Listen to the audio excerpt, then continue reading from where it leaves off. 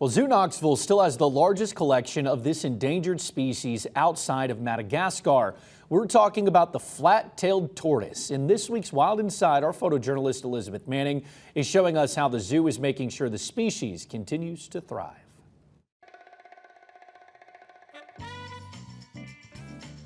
These are flat-tailed tortoises that are endemic to the coastal dry forests of western Madagascar.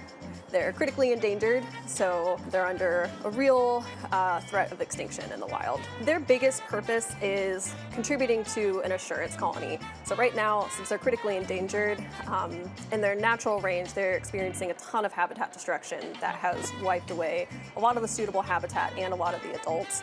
So we want to make sure that that species is still alive and thriving somewhere outside of Madagascar. And right now, Zoo Knoxville has the largest collection of them outside of Madagascar.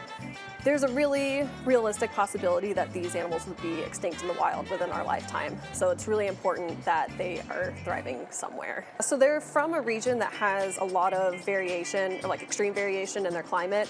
So they have a cool dry season for half of the year where they're basically just, the adults are burrowed underground, not really doing anything. And then they have a warm, rainy, wet season for the other half of the year, and they have to do all of their tortoise activities during that time. So they typically lay their eggs at the end of that rainy season, but they don't start developing right away, because otherwise if they were just to start developing like normal, they would hatch right in the middle of that dry season where there's no food or water available.